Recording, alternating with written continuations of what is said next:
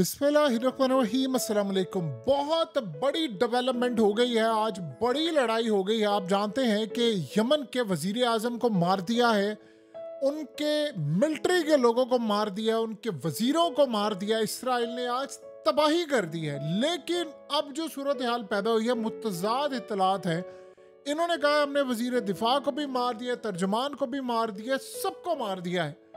Yemen की जानिब से ऐलान जंग हो चुका है। उन्होंने कहा है कि अब अमेरिका और इजराइल के खिलाफ हमारी तरफ से ये जंग है। उन्होंने कहा है कि इजराइल जिसको बैक अमेरिका करता है, अब उसके खिलाफ तमाम फोर्सेस को कह दिया गया है कि जंग में कूद पड़े। और तमाम फोर्सेस से मुराद ये है कि वो फोर्सेस भी जो ग्राउंड पर लड़ रही हैं, वो फोर्सेस भी जो एयर स्ट्राइक करेंगी, और वो जो समंदरों में, देखिए जो समंदरों में लड़ाई होगी, क्योंकि यमन पर जो मिसाइल दागे गए हैं वो अमेरिका से मिसाइल आए हैं। तो ये बात आप ज़हन में रखिएगा। अब उन्होंने अमेरिका के खिलाफ ये ऐलान जंग कर लेना है, उन्होंने ये जंग यहाँ पर भी छेड़ दी। देखिए इस वक्त सिनेरियो आप देखें तो हमास के तर्जुमान को भी इसराइल ने आज मारने का इस वक्त दावा किया है कि उन्होंने कहा है कि हमने हमास के जो मेन तर्जुमान है उसको मार दिया है।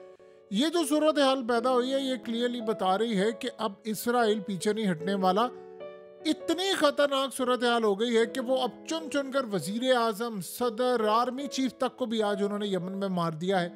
अब असल में मसला क्या है कि अब होने क्या लगा है। देखिए सबसे पहले तो आप ये ज़हन में रखिएगा, यमन अगर अब अमेरिका के खिलाफ जंग में कूदा है तो उन्होंने अमेरिका पर इतने हमले समंदरों में करने हैं, इतने हमले करने हैं, यानी उनकी नेवी पर इतने हमले करेंगे, ये इतने हमले करेंगे जिसका तसव्वुर भी नहीं किया जा सकता। चाहे उसके लिए उनको अपना आप गंवाना पड़े, मरवाना पड़े, तबाह करवाना पड़े। उन्होंने अमेरिका के वॉरशिप्स, अमेरिका के जहाज़ों पर, जो बहरी जहाज़ हैं, उनके बहरी बेड़े हैं न्यूक्लियर कैपेबल, चाहे उनके वॉरशिप्स हैं या न्यूक्लियर सबमरीन, जो भी हैं, उन्होंने उसको नहीं छोड़ना।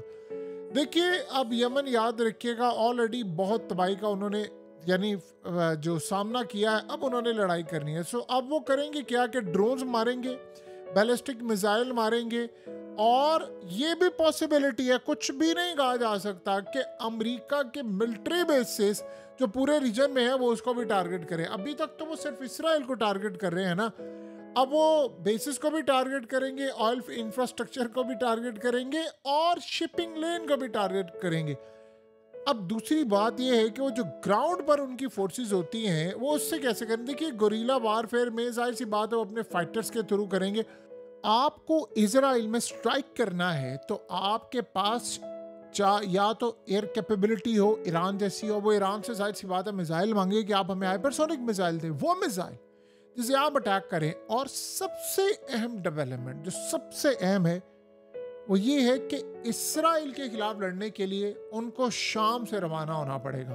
तो शाम के अंदर क्या वो अपनी फौजें भेज सकेंगे, और क्या शाम की गवर्नमेंट इनको अलाउ करेगी? क्योंकि ना तो वो ईरान को पसंद करते हैं जुलानी, ना तो वो यमन को पसंद करते हैं, वो तो इनके खिलाफ है। सो अब उनके पास इस वक्त क्या सूरत हाल है कि वो इस वक्त समंदरों में लड़ाई करें और इतनी बड़ी तबाही करें, इतनी बड़ी तबाही करें, या वो हिजबुल्लाह के साथ मिलकर लेबनान के थ्रू जंग करें। अब ये कुछ कहा नहीं जा सकता, लेकिन बाबल मंदब स्टेट तो ये तो उन्होंने, चूंकि वो कंट्रोल करते हैं, और रेड सी ये तो उन्होंने ब्लॉक कर देना है। और पॉसिबिलिटी है कि वो अमेरिका पर अटैक कर दे। अमेरिका के लिए भी सूरत हाल बहुत खतरनाक हो जाए। देखिए सबसे पहले आप ये ज़हन में रखिएगा, अगला स्ट्राइक होने के लिए जा रहा है ईरान पर।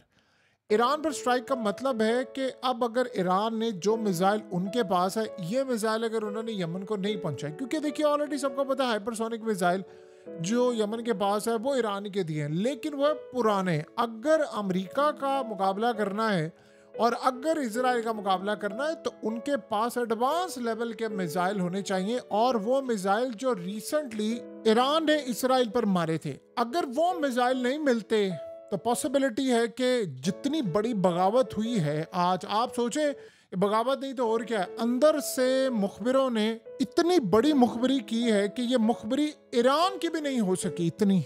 वहां तो प्राइम मिनिस्टर तो नहीं मारा गया उस लेवल का, लेकिन यहाँ पर इन्होंने वजीर आजम को भी मार दिया है। तो लिहाजा अब आप सोचें कि बगावत अंदर होगी, और अब शायद जो दराड़ पड़ चुकी है। देखिए जो बगावत हुई है वो अंदर के, जाहिर सी बात है, टॉप जर्नैल होते हैं, टॉप लेवल के सियासतदान होते हैं, ब्यूरोक्रेट्स होते हैं, उनके बगैर तो ये काम नहीं हो सकता। और अमेरिका के खिलाफ यमन अकेला ये लड़ाई लड़ नहीं सकता। वैसे वो लड़ रहे हैं, लेकिन जीतने के लिए उनको रूस की भी खुफिया जरूरत है। मिडिल ईस्ट तो आप ध्यान में रखिएगा, जंग में कूदने वाला है, पूरी तरह आग लगने वाली। ये इसराइल ने नहीं छोड़ना। आज उन्होंने बड़ी तबाही कर दी है, उन्होंने बड़ा नुकसान कर दिया है इनका। अब अमेरिका के वॉरशिप्स पर अटैक होता है ताकि वो इसराइल को रोक सके। देखिए हुआ क्या था कि जब इसराइल की लड़ाई हुई थी तो सबसे बड़ी स्टेटमेंट जारी की थी जब इन्होंने गजा पर हमला किया था। चाइना ने इसराइल की मजम्मत की थी, लेकिन एक बात कही थी उन्होंने, और ये शायद लोगों को उस वक्त समझ नहीं आई थी। उन्होंने कहा था कि आज इसराइल जो बर्बरियत दिखा रहा है, अगर इसकी बर्बरियत को रोकना है तो आपको अमेरिका को गले से पकड़ना पड़ेगा। उन्होंने कहा था इस सारी तबाही के पीछे अमेरिका का हाथ है। अमेरिका अगर शह ना दे तो मिडिल ईस्ट में आग नहीं लग सकती।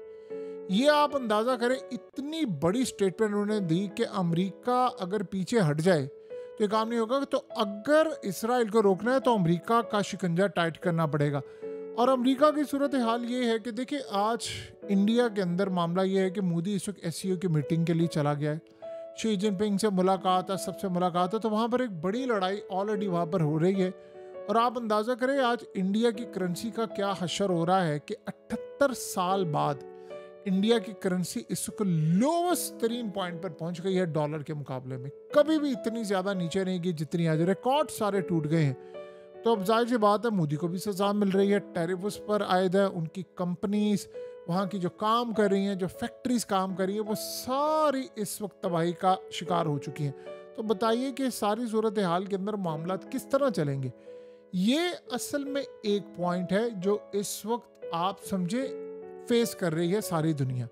नंबर 2 पॉइंट इससे भी ज़्यादा अहम है, और वो ये है कि जो मुल्क अमेरिका के खिलाफ खड़ा होता है वो उसको नहीं छोड़ते। देखिए अब हुआ क्या है, ये आप तस्वीर देखें डोनाल्ड ट्रंप की।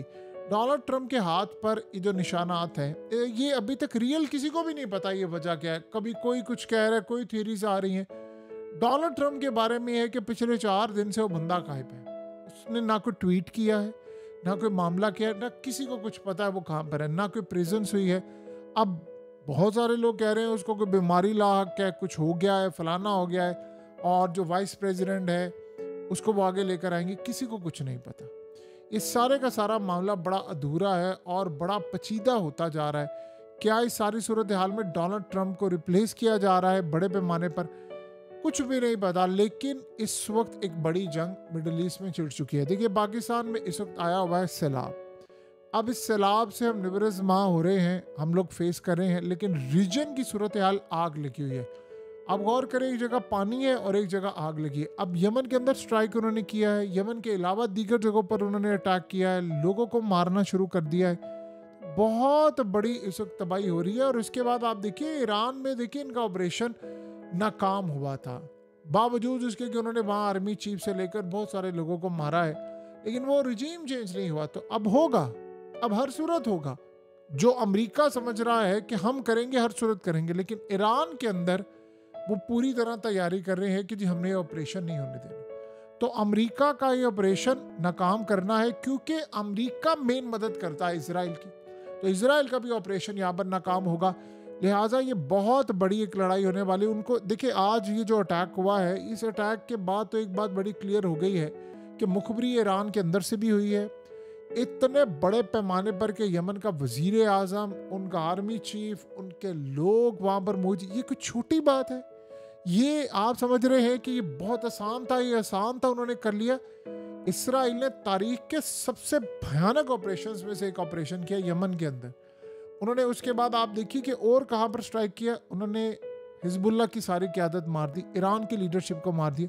ये छोटी बात है। बहरहाल इस वक्त एक बात तो तय है कि अगले कुछ अरसे के अंदर हम बहुत बड़ी एक तबाही देखने के लिए जा रहे हैं पूरी दुनिया में, और इसके बाद मिडिल ईस्ट पूरी तरह आग में झोंसे जा। अगर तो याद रखिएगा ये लड़ाई हो जाती है अमेरिका के साथ, तो फिर उसके बाद इस लड़ाई के अंदर रूस भी कूदेगा, क्योंकि उधर रूस के खिलाफ इस लड़ाई के अंदर यूक्रेन को हथियार अब दिए जा रहे। अब ये फिर पैरेलल हो जाएगा कि अगर आप ये अटैक करेंगे तो यहाँ से आप पर भी अटैक होगा।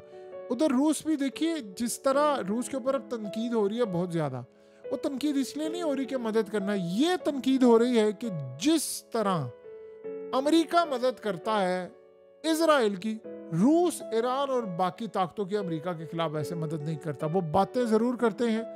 वेनेजुएला के अंदर भी हालात देखिए आपके सामने कितने ख़राब हैं, वहाँ पर भी वो हालात इस तरह के पैदा करने की कोशिश करें, वहाँ भी अब उसकी गवर्नमेंट गिराने की कोशिश करें जो पुतिन के साथ है। तो एक आफ्टर ऑल सूरत हाल काफ़ी सख्त ख़राब तो है। रूस को फ्रंट फुट पर आना पड़ेगा, उसके अलावा कोई रास्ता नहीं है।